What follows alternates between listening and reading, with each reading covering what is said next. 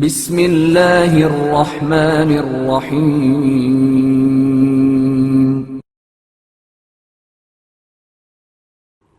اہل حرم کی اسیری اور کربلا سے روانگی۔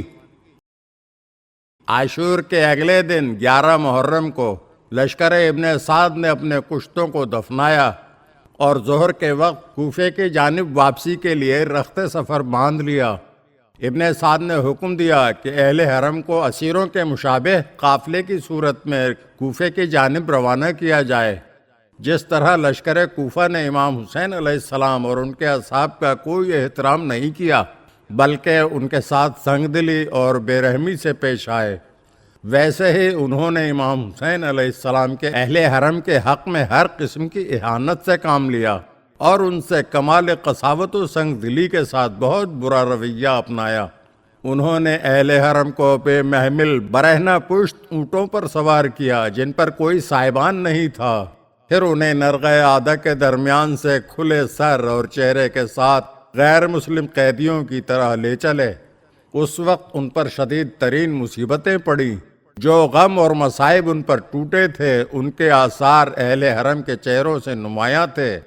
اسیروں کو اونٹوں پر سوار کرنے کے بعد قافلے کو میدان کربلا اور قتل گاہ شہداء کے درمیان سے گزارا گیا تاکہ شہداء کے بچوں، ماؤں اور بیویوں کے دل اور زیادہ کباب ہو جائیں۔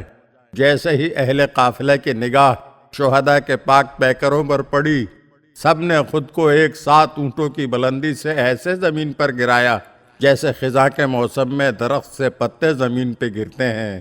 ان میں سے ہر ایک اپنے عزیز کے لاشے پر بیٹھ گیا اور نوحہ خوانی میں مشغول ہو گیا۔ اس سارے ماجرے میں لوگوں کی توجہ کا مرکز جناب زینب سلام اللہ علیہا کا پردرد مرثیہ تھا۔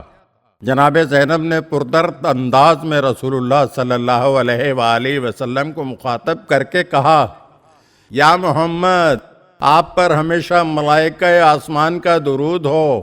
یہ آپ کا حسین ہے جو اپنے خون میں نہایا ہوا ہے اور اس کے بدن کے اعضاء ایک دوسرے سے جدا ہیں، اور یہ آپ کی بیٹیاں ہیں جو قیدی بنائی گئی ہے۔ میں اپنا درد دل محمد مصطفیٰ، علی مرتضیٰ، فاطمۃ الزہرا اور حمزہ سید الشہداء سے بیان کرتی ہوں۔ یا محمد، یہ آپ کا حسین ہے جو زمین کربلا پر برہنہ پڑا ہوا ہے اور ہوا اس کے بدن پر خاک اڑاتی پھرتی ہے۔ جناب زینب سلام اللہ علیہا کے نوحہ کرنے کا انداز اس قدر سوز و گداز کا حامل تھا کہ ہر دوست و دشمن رونے لگا۔ وہ ایک پردرد منظر تھا جب بیواؤں کے قافلے نے شہداء کے بے سر اور کٹے پھٹے لاشیں دیکھ کر خود کو اونٹوں کی بلندی سے نیچے گرایا اور ان میں سے ہر ایک کسی شہید کی لاش کے پاس بیٹھ کر اپنے درد دل بیان کرنے لگا۔ جناب زینب کا بیان ہے کہ میرے بھیا حسین کی بیٹی سکینہ نے اپنے باپ کی لاش آغوش میں لی اور اپنے مہربان بابا سے درد دل بیان کرنے لگی۔ وہ اپنے بابا کے لاشے سے جدا ہونے کو تیار نہ تھی، لیکن کچھ افراد نے مل کر اسے بے رحمی سے بابا کے لاشے سے جدا کر دیا۔ اس کے بعد جناب سکینہ کا بیان ہے کہ جب میں نے بابا کے لاشے کو آغوش میں لیا کچھ دیر کو میں بے ہوش ہو گئی تھی۔ میں نے اس حال میں بابا کو فرماتے ہوئے سنا، اے میرے شیعو، جب بھی ٹھنڈا پانی پینا مجھے یاد کر لینا، اور جب بھی کسی غریب الوطن یا شہید کے بارے میں سننا تو مجھ پر آنسو بہا لینا۔ قافلہ روانہ ہوا۔ وہ آہستہ آہستہ کربلا سے دور ہوتا جا رہا تھا۔ جناب زینب سلام اللہ علیہ کا بیان ہے کہ میں نے سجاد کو دیکھا، ایسا لگا جیسے وہ اونٹ کی پشت پر ہی جان دے دیں گے۔ میں نے جیسے تیسے سرعت کے ساتھ خود کو سجاد تک پہنچایا اور ان سے ان کا حال پوچھا۔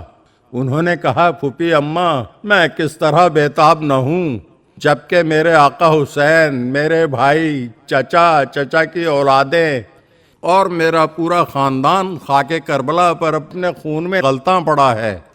ان کا لباس تک لوٹ لیا گیا ہے، ان کے بدن برہنہ ہیں، کوئی انہیں کفن دے کر دفنانے والا نہیں، کوئی ان کے نزدیک نہیں جاتا، سب ان کے پاس سے اس قدر بے توجہی سے گزر جاتے ہیں جیسے کافروں کی لاشوں کے پاس سے گزرا جاتا ہے۔